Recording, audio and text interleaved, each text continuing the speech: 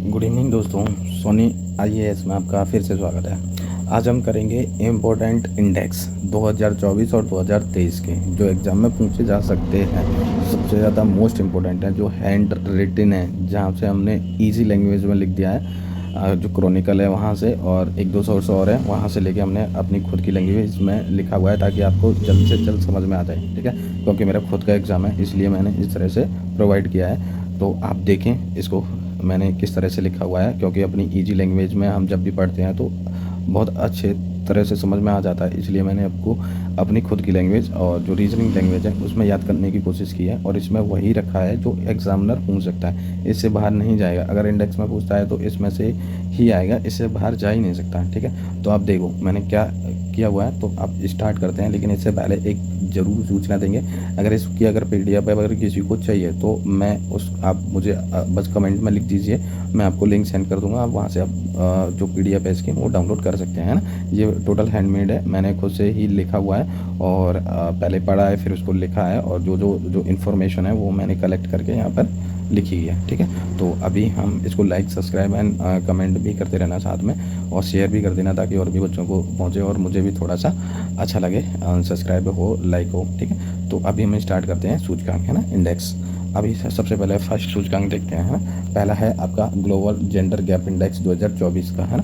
तो इसमें इसको किसने जारी करा है ना, सबसे पहले जब बात आती है जारी किसने किया है तो विश्व आर्थिक मंच, है ना, WEF के द्वारा इसको जारी किया गया है। ठीक है, और जो ग्लोबल जेंडर गैप इंडेक्स की जो शुरुआत हुई थी वो कब से हुई है, 2006 से शुरुआत हुई थी। और किसने करी तो WEF ने, वर्ल्ड इकोनॉमिक फोरम इसको बोलते हैं, इसकी फुल फॉर्म है। इसने इसकी शुरुआत करी थी 2006 से। तो आपके दो क्वेश्चन बन गए। पहला कौन सा है, ग्लोबल जेंडर गैप इंडेक्स दो, है ना।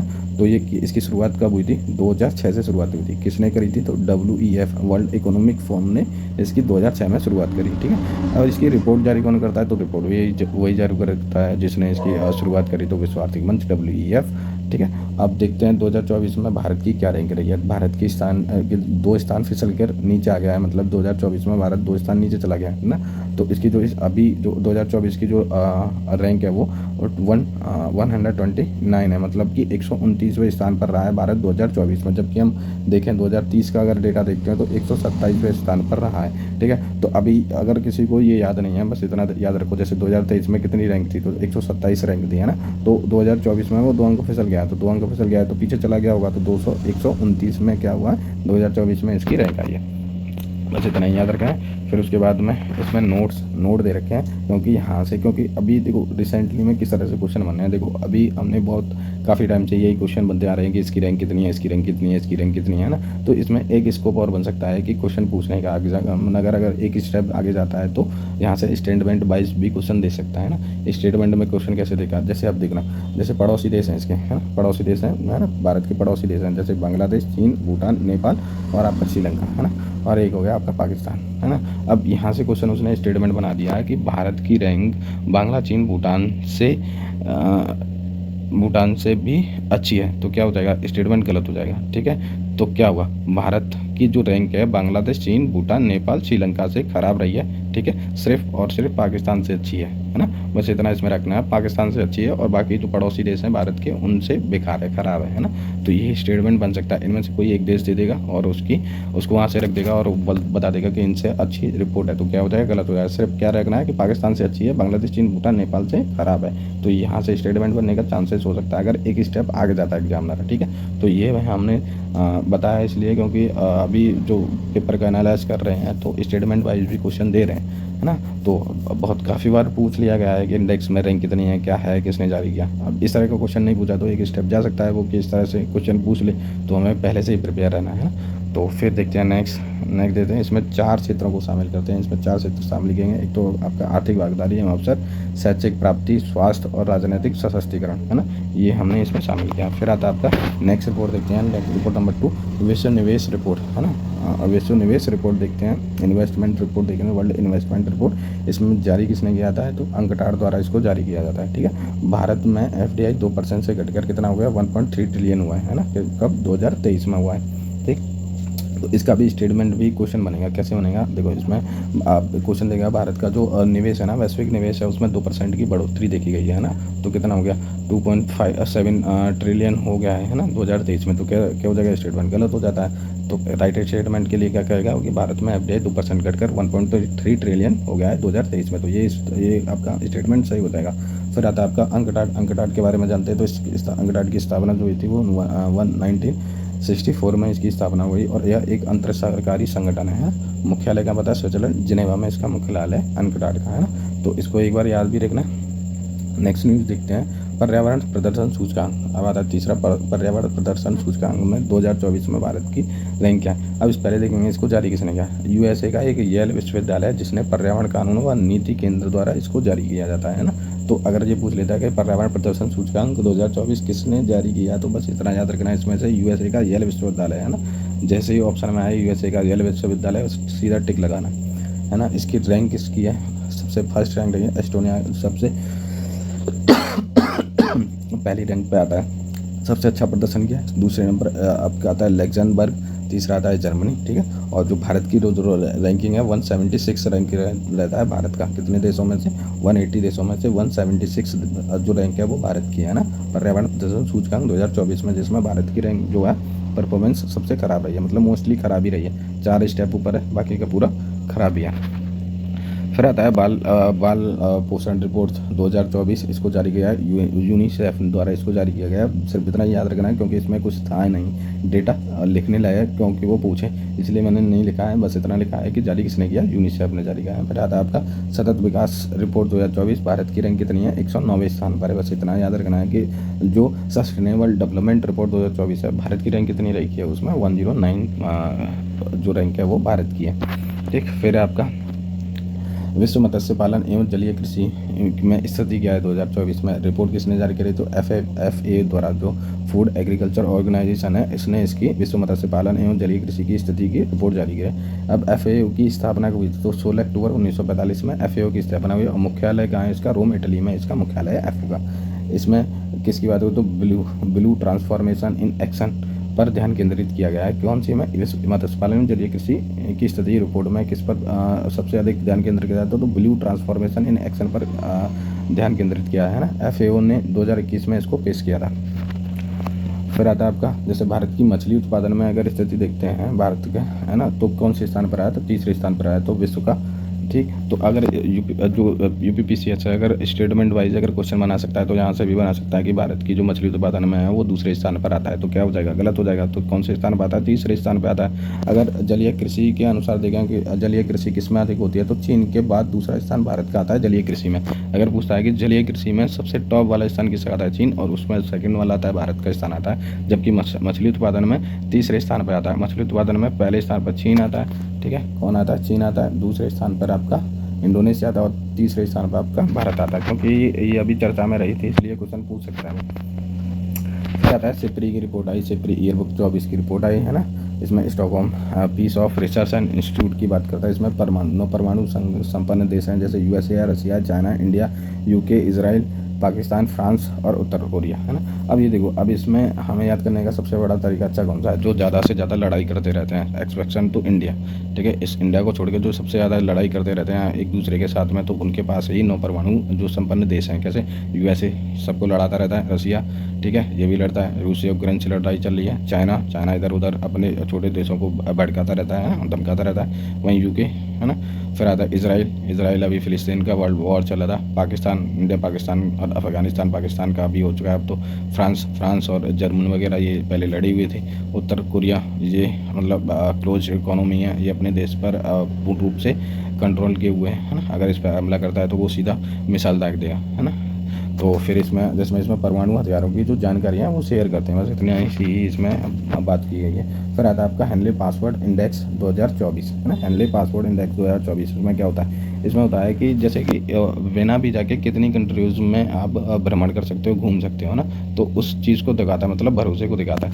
अगर इसकी जो जारी कौन करता है, IATA, है ना, आईटा इसकी जो रिपोर्ट है वो जारी करता है। इसके जो फुल फॉर्म है international air transport association, IATA की फुल फॉर्म है जो इसकी जारी करता है। अब देखो अब आता है France. France, Germany, Italy, Japan, Singapore और स्पेन 2024 के सबसे शक्तिशाली पासपोर्ट रहे हैं। ठीक है, भारत का स्थान जो रहा है वो 80वां स्थान है, 80वें नंबर पे आया है, जो 62 कंट्रियों में बिना वीज़ा के जा सकता है, भ्रमण कर सकता है, विजिट कर सकता है। कितनी कंट्रियों में? 62 कंट्रियों में। क्योंकि ये एक वाला क्वेश्चन आ चुका है आपके किसी न किसी एग्जाम में आया हुआ है, ये मुझे याद है। तो इस पर पूछा हुआ था कि कितनी कंट्रीज़ में भारत अभी भ्रमण कर सकता है बिना वीज़ा के, तो 62 कंट्रीज़ है ना, इसको याद रखना। और अगर नीचे से पूछे तो अफगान सबसे लास्ट में रहता है। ठीक है, फिर आता है बहुआयामी गरीबी रिपोर्ट जारी की गई। ठीक है, किसने जारी करी? तो नीति आयोग द्वारा इसको जारी किया। नेशनल बहुआयामी गरीबी रिपोर्ट जो जारी है, जिसको नीति आयोग द्वारा जारी करता है, और 2005-06 से इसकी रिपोर्ट जारी करता है। शुरुआत करी थी बहुआयामी गरीबी रिपोर्ट की, किसने शुरुआत करी थी? नीति आयोग ने। कब? 2005-06 से ना 2022-23 में तक गरीब 9 वर्षों में, ठीक है, 24.82 करोड़ गरीबी से बाहर आए हैं। कितने? 24.82 करोड़ गरीबी से बाहर निकले हैं। 13-14 में जो गरीबी रेखा थी 29.17% गरीबी थी, जो घटकर कितने हो गए? 22-23 में 11.28% रह गए। तो गरीबी का जो आंकड़ा है वो घटा हुआ है ना। तो ये आंकड़ा याद रखना है, कितने गरीब बाहर निकले? 24.82 करोड़ का क्लेम है जो गरीबी से बाहर निकले। पहले कितनी थी? 13-14 में तो 29-17 थी, 29.17, और जो 22-23 में आ गई 12.28% हो गई है ना। उत्तर प्रदेश में सबसे जो अच्छा प्रदर्शन करने वाला रहा है वो कौन सा कंट्री है? वो रहा है आपका स्टेट। तो उत्तर प्रदेश ने 5.94 करोड़ गरीबी से बाहर लोग आए हैं सबसे पहला, और इसमें महाराजगंज जो है वो टॉप जिला है, और उत्तर प्रदेश पहले स्थान पर आता है गरीबी को कम करने में। बिहार दूसरे स्थान पर आता है, और मध्य प्रदेश तीसरे स्थान पर आता है गरीबी को कम करने में। फिर आता है भ्रष्टाचार धारण सूचकांक, है ना। इस 2023 की रिपोर्ट है, इसको ट्रांसपेरेंसी इंटरनेशनल द्वारा इसको जारी करते हैं, है ना। 2023 में भारत का जो स्कोर था वो 39 था, और रैंक थी 93, ठीक है, और कुल देश थे 180। 2022 में स्कोर था 40 और रैंक थी 85, बस इतना याद रखना है। और इसमें डेनमार्क लगातार 6 शीर्षों से बना हुआ है, तो 6वें बार भी पहला स्थान लिया है। फिनलैंड का दूसरा है आपका, और जबकि लास्ट है आपका सोमालिया। ठीक है, भ्रष्टाचार में सबसे लास्ट सोमालिया, सबसे ऊपर डेनमार्क है, सेकंड पर फिनलैंड आता है, भारत आता है 93, ठीक है। और फिर आता है लोकतंत्र सूचकांक। 2023 की बात करें तो जारी कौन करता है? इकोनॉमिक्स इंटेलिजेंस यूनिट, ठीक है, उन्होंने जारी किया। पहले स्थान पर नॉर्वे रहा, न्यूजीलैंड था दूसरा, और आइसलैंड रहता है आपका तीसरे स्थान पर आता है। जबकि भारत की रैंक देखेंगे तो 41वीं रैंक है, या त्रुटिपूर्ण लोकतंत्र के रूप में भारत की रैंक को जान सकते हैं। भारत का जो लोकतंत्र है उसको आपका लोकतंत्र सूचकांक 23 के अनुसार देखें तो वो त्रुटिपूर्ण लोकतंत्र के रूप में देखा जाता है। और भारत की कितनी रैंक रही है इसमें लोकतंत्र सूचकांक में? तो भारत की 41वीं रैंक रही है ना। और जो पहला स्थान है नॉर्वे का, सेकंड न्यूजीलैंड का, थर्ड आता है अपना आइसलैंड का। फिर आता है वैश्विक बौद्धिक संपदा सूचकांक। वैश्विक बौद्धिक संपदा सूचकांक में 2024 को जारी किया। जारी किसने किया? यूएस चैम्बर ऑफ कॉमर्स ने इसका 12वें नंबर का संस्करण जारी कर दिया है। ठीक है, किसका? वैश्विक बौद्धिक संपदा सूचकांक का। भारत का स्कोर कितना रहा है? 38.64% रहा है, और रैंक कितनी रही है? 42। तो वैश्विक बौद्धिक संपदा सूचकांक में जो रैंक है कितनी है? 42। अभी रिसेंटली जो यूकेपीसीएस का हुआ है उसमें ये क्वेश्चन आया था कि वैश्विक बौद्धिक संपदा सूचकांक 24 का जो स्कोर है वो कितना है, रैंक कितनी है इंडिया की? तो 42 रैंक है ना। शीर्ष देश कौन से हैं इसमें? शीर्ष देश हैं यूएसए, यूके और फ्रांस और जर्मनी इसमें पहले से स्थान पर हैं। तो पहले पे यूएसए, दूसरा यूके है, और तीसरा फ्रांस आता है, चौथा जर्मनी आता है। फिर आता है तेंदुओं की सर्वाधिक संख्या, है ना। तेंदुओं की सर्वाधिक संख्या देखें तो केंद्रीय पर्यावरण, वन और जलवायु परिवर्तन मंत्रालय, है ना, इन्होंने जारी करी है। और जो मंत्री कौन है? मंत्री भूपेंद्र यादव ने जारी की है। भारत में आबादी कितनी तेंदुओं की है? 13,874, जबकि 2018 में थी 12,852 इसकी जनसंख्या थी। सबसे बड़ी आबादी देखेंगे तो एमपी में है इसकी जो तेंदुए हैं। महाराष्ट्र दूसरे नंबर पर आता है, जबकि कर्नाटक तीसरे नंबर पर आता है। स्टेट में अगर तेंदुओं की दें तो सबसे पहले एमपी, महाराष्ट्र और कर्नाटक आता है। अगर नेशनल पार्क में देखें तो नागार्जुन सागर, श्रीशैलम, ठीक है, इसमें सर्वाधिक तेंदुओं की संख्या देखी गई है। भारत, फिर आता है नेक्स्ट रिपोर्ट देखें तो भारत की पर्यावरण स्थिति रिपोर्ट 2024 के बारे में देखें तो विश्व, तो यहाँ पे हमने पहले इसको करा दिया है, तो यहाँ पे ये ठीक नहीं है, इसको हम कर देते हैं कैंसिल। फिर आता है आपका विश्व खुशहाली रिपोर्ट 2024, किसने जारी करी? तो यूएन, संयुक्त राष्ट्र महासभा ने इसको जारी करा। शीर्ष देश कौन से रहे हैं विश्व मतलब खुशहाली में खुश रहने वाले? दो जो टॉप वाले कंट्रीज हैं वो कौन कौन से? एक तो फिनलैंड है, फिल की तरह से हिस गया है, फिर आता है डेंस की तरह क्या हुआ है, खिलखिला रहा है डेंस की तरह, और स्वीडन की तरह फैला हुआ है। तो सबसे जो खुशहाली रिपोर्ट 2024 है उसमें पहला स्थान किसने लिया, फिनलैंड, सेकंड आपका डेनमार्क और थर्ड आपका स्वीडन। ठीक है, ये आ सकता है, ऐसा नहीं कि ये नहीं पूछे, क्योंकि बार बार वो रैंक पूछते हैं तो वो भी परेशान है कि बस रैंक पूछ रहे हैं, तो एक स्टेप आगे जा सकते हैं, क्योंकि पेपर के चांस ऐसे ही लगते हैं हर बार। तो लगातार 7वीं बार फिनलैंड पहले स्थान पर आया। फिर आता है भारत की, अगर भारत 2023 की तरह देखें तो 126वें स्थान पर रहा है भारत। 2024 में भी 126वें स्थान पर था और 2023 में भी 126वें स्थान पर अपनी बरकरार स्थिति बरकरार रखी है किसने, भारत ने। इसमें विश्व खुशहाली रिपोर्ट जारी रिपोर्ट में है ना, और हैप्पीनेस इंडेक्स में, और आपका जो यूएन महासभा उसने इसको जारी करा था। फिनलैंड और डेनमार्क, स्वीडन पहला, सेकंड और थर्ड आता है। भारत 2023 की तरह 126वें स्थान पर है। नोट देखें, नोट में क्या लिखा हुआ है, यूएसए और जर्मनी है ना, यूएसए प्लस जर्मनी टॉप 20 खुशहाली देशों से बाहर रहे इस बार। ठीक है, कौन कौन, यूएसए और जर्मनी टॉप 20 देशों की लिस्ट में शामिल नहीं हो पाए हैप्पीनेस इंडेक्स में। जबकि T20 में है ना, कोस्टारिका, कुवैत, कोस्टारिका 12वां नंबर और कुवैत का 13वें स्थान पर रहा है। ठीक है, पहली बार ये 20 में टॉप 20 में शामिल हुए। फिर आता है अंतर्राष्ट्रीय श्रम संगठन है ना, ILO और प्लस मानव विकास संस्थान ISD, दोनों ने मिलकर क्या किया है, भारत रोजगार रिपोर्ट जारी की है ना। इसके अंतर्गत देखते हैं तो कुल बेरोजगारी आबादी में बेरोजगार युवाओं की हिस्सेदारी 82.9% थी 2022 में है ना। 2024 में रिपोर्ट जारी करी है, इसमें आपका बिहार, उड़ीसा, झारखंड और यूपी सबसे निचले स्थान पर रहे हैं रोजगार के मामले में।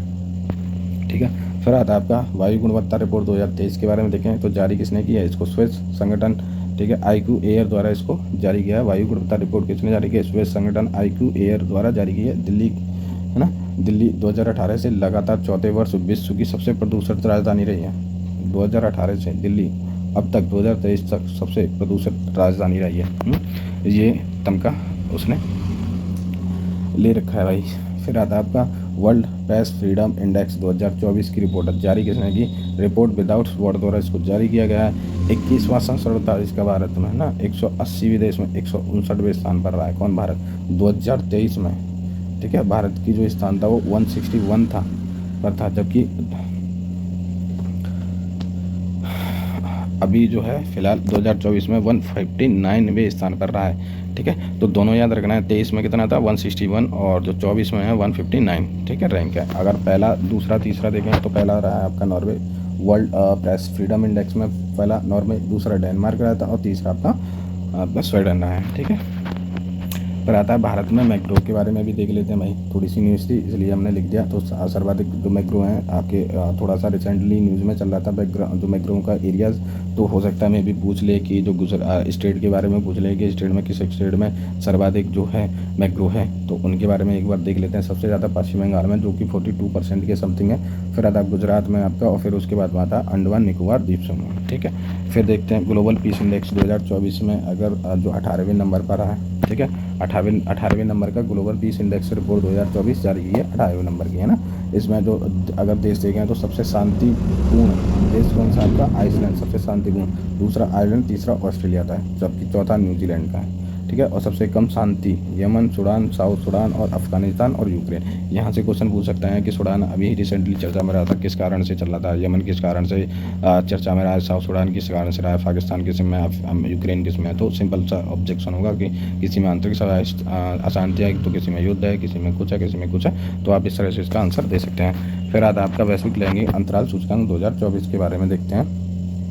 ठीक है, विश्व लैंगिक अंतराल सूचकांक 2024, भारत 146 देशों में से 129वें स्थान पर रहा है। ठीक है, विश्व लैंगिक अंतराल सूचकांक 2024, भारत 146 देशों में कितने स्थान पर रहा है, 129वें स्थान पर रहा है। ठीक है, तो वैश्विक लैंगिक अंतराल सूचकांक 2024 में भारत का स्थान कितना है, 129 है। कितने देशों में से, 146 देशों में से। पहला स्थान किसका रहा है, आइसलैंड का रहा है, और दूसरा आपका फिनलैंड का रहा है। ठीक, फिर आता है आपका पर्यावरण प्रदर्शन सूचकांक 2024 के बारे में देखते हैं, है ना। अब ये है, इसको जारी किया है Yale Center for Environmental and Law and Policy और Columbia Center for Institutional Earth Science, ठीक है, नेटवर्क। इन्होंने इसको जारी किया है। कुल देश कितने, 180 हैं। भारत का स्थान कितना है, 176। ये हमने एक बार पहले करा दिया है। यह रिपोर्ट 2 वर्ष बाद जारी की गई। ठीक है, 2 वर्ष बाद जारी की जाती है। ठीक है, और वायु गुणवत्ता में भारत 177वें स्थान पर रहा है। वायु उत्पादन में 177वें स्थान पर, और जबकि पर्यावरण प्रदूषण सूचकांक में 176 रहा। वैश्विक ऊर्जा सूचकांक है ना, वैश्विक ऊर्जा संक्रमण सूचकांक 2024 जारी किसने किया? विश्व आर्थिक मंच WE। कुल देश 120 थे, भारत की रैंक कितनी है? 63। किसमें? वैश्विक ऊर्जा संक्रमण सूचकांक में भारत की जो रैंक है वो 63 रैंक है। फिर आता है आपका सस्टेनेबल डेवलपमेंट रिपोर्ट 2024 जारी किसने की थी? संयुक्त राष्ट्र सतत विकास समाधान नेटवर्क द्वारा इसको जारी किया गया था, SDSN द्वारा इसको जारी किया। 9वां संस्करण था सस्टेनेबल डेवलपमेंट रिपोर्ट का। भारत की जो रैंक रही है वो 109वें स्थान पर रही है। शीर्ष देश कौन से हैं? फिनलैंड, स्वीडन और आपका डेनमार्क शीर्ष देश 1 to 3 देश रहे हैं। कौन से? फिनलैंड, स्वीडन और डेनमार्क। ठीक है, जारी किसने किया? संयुक्त राष्ट्र सतत विकास समाधान नेटवर्क द्वारा इसको जारी किया है। 9वां संस्करण है किसका? सस्टेनेबल डेवलपमेंट रिपोर्ट 2024 का है ना। भारत की जो रैंक रही है 109 रैंक है भारत की, है ना।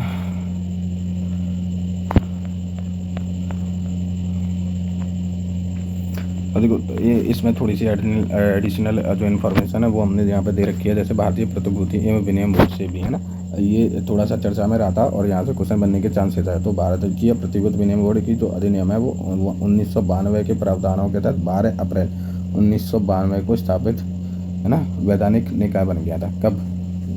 तो 12 अप्रैल 1952 को क्या रहा? सेबी बन के तय हुआ रहा है ना। इसके जो मूल कारक हैं तो निवेशक के हितों की रक्षा करना और प्रतिभूति बाजार को बढ़ावा देना, उसका विनियमन करना इसके मुख्य कार्य है। सेबी का जो मुख्यालय है वो मुंबई में स्थित है। क्षेत्रीय जो मुख्यालय है वो अहमदाबाद, कोलकाता, चेन्नई और दिल्ली, 4 जगहों पर इसका क्षेत्रीय कार्यकालय है ना। पहले देखें चर्चिल स्थल है ना, जो स्थल है वो चर्चित क्यों रहे हैं ना, चर्चा में क्यों रहे। जैसे चर्चित स्थल की बात करें तो डेनमार्क चर्चित क्यों रहा है? जैसे पोर्क और डेयरी, पोर्क और डेयरी का प्रमुख निर्यातक देश डेनमार्क 2023 से पशुधन कार्बन डाइऑक्साइड उत्सर्जन पर कर लगाएगा। ठीक है, इसने कर लगाने की बात करी है। जो 2023 तक पशुधन है ना, जो सबसे अधिक कार्बन का उपयोग कर रहे हैं ना, निकाले एमिशन कर रहे हैं, तो उनको उस एक पर्टिकुलर दायरे के अंदर अगर वो रखते हैं तो वो उस उनके जो निर्यात है उसको एक्सेप्ट करेगा, नहीं तो रिट्राई कर देता है ना। ऐसा करने वाला पहला देश कौन सा बना है? डेनमार्क बना है। ठीक है, फिर आता है डेनमार्क की राजधानी क्या बनी है आपकी? कोपेनहेगन किसकी राजधानी है? तो डेनमार्क की है। और उत्तरी यूरोप नॉर्डियन देश के जेटलैंड प्रायद्वीप का हिस्सा है। किसका? जेटलैंड प्रायद्वीप का हिस्सा है। यह उत्तरी सागर के पश्चिमी तट पर है, एक कटेंग खाड़ी के पूर्वी तट पर अवस्थित है। डेनमार्क लगभग 400 द्वीपों का समूह है और सबसे बड़ा जो द्वीप है जीलैंड है ना। तो यहाँ पे सिर्फ इतना ही है। फिर आता है नेट्रॉन झील। नेट्रॉन झील की बात करें, नेट्रॉन झील क्या है? मानवीय गतिविधियों जलवायु परिवर्तन का प्रभाव है ना, तंजानिया की नेट्रॉन झील पर पड़ रहा है। किसका? मानवीय गतिविधियों जलवायु परिवर्तन का जो प्रभाव है तंजानिया की नेट्रॉन झील है उस पर पड़ रहा है। यह पर्यावरण चेतावनी जारी की है। नेट्रॉन झील ग्लेशियर फ्लेमिंग की पूरी आबादी के एक महत्वपूर्ण और नियमित प्रजनन स्थल है। और यहाँ इतना नहीं लिखना, बस इतना है कि नेट्रॉन झील किस देश से रिलेटेड है? तो तंजानिया की है ना, तंजानिया में स्थित है, बस इतना है। और इसे 2001 में रामसर कन्वेंशन के वेटलैंड युद्ध में शामिल किया गया था। किसको? नेट्रॉन झील को। फिर आता है बाल्टिक सागर। बाल्टिक सागर देखें तो हाल ही में रूसी SU-24 बमबरकों ने रणनीतिक रूप से महत्वपूर्ण बाल्टिक सागर द्वीप गॉटलैंड के पास स्वीडिश हवाई क्षेत्र का उल्लंघन किया है। किसने? रूसी सेना ने। बाल्टिक सागर जलडमरू माध्यम से उत्तरी अटलांटिक से जुड़ा हुआ है। अब ये देखो बाल्टिक सागर डेनिश जलडमरू मध्य है ना, डेनिश जलडमरू मध्य, उसके मध्य से उत्तरी अटलांटिक महासागर से जुड़ा हुआ है। कौन सा? बाल्टिक सागर। और बस इतना है इसमें। यहाँ आपके युद्धाभ्यास आते हैं, जैसे अभ्यास रेड फ्लैग्स 2024 किसके भी? तो मध्य भारतीय वायुसेना और संयुक्त राज्य अमेरिका के अलास्का में स्थित एल्सन एयरफोर्स बेस में अभ्यास रेड फ्लैग 2024 में भाग लिया है ना। उन्नत हवाई युद्ध प्रशिक्षण अभ्यास है। कहाँ पे हुआ है भाई? इसका एक याद रखना है। तो जो अभ्यास रेड फ्लैग है भारतीय वायुसेना और संयुक्त राज्य अमेरिका की जो सेना है उसके बीच में हुआ है। और स्थान कौन सा चुना है? तो अलास्का। ठीक है, अलास्का उन्होंने जगह चुनी हुई है। तो वही अलास्का है जो रूस ने इसको बेच दिया था अमेरिका को।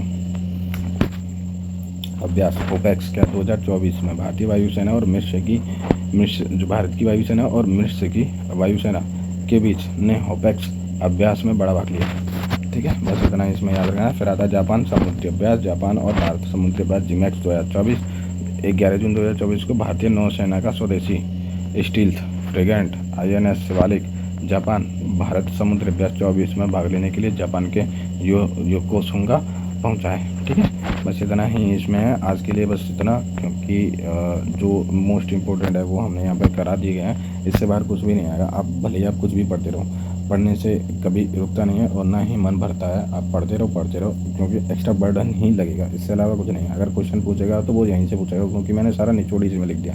मैं इसके अलावा कुछ भी नहीं पढ़ रहा, क्योंकि मैंने देखे हुए हैं, सारी बुक पढ़ी है, सारे इंडेक्स पढ़े हैं, और उसमें कुछ भी नहीं है ऐसा कि वो पूछे।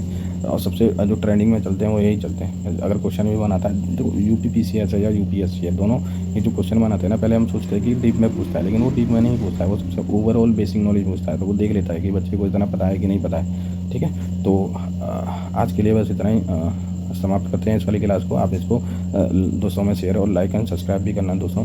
चैनल को सब्सक्राइब करो, जल्द से जल्द 1000 की फैमिली का हम टारगेट रखते हैं उसको बनाने के लिए। और फिर जैसे जैसे आपकी जो बढ़ता जाएगा, सब्सक्राइब बढ़ता जाएगा, तो हम अच्छे अच्छे वीडियो भी बनाते जाएंगे। तो आज के लिए बस इतना ही। अगर इसकी PDF चाहिए तो आप मुझे कमेंट में एक बार लिख दें PDF, तो मैं आपको लिंक सेंड कर दूँगा, आप वहाँ से डाउनलोड कर सकते हैं। ठीक है, आज के लिए बस इतना ही। थैंक यू, धन्यवाद, बाय।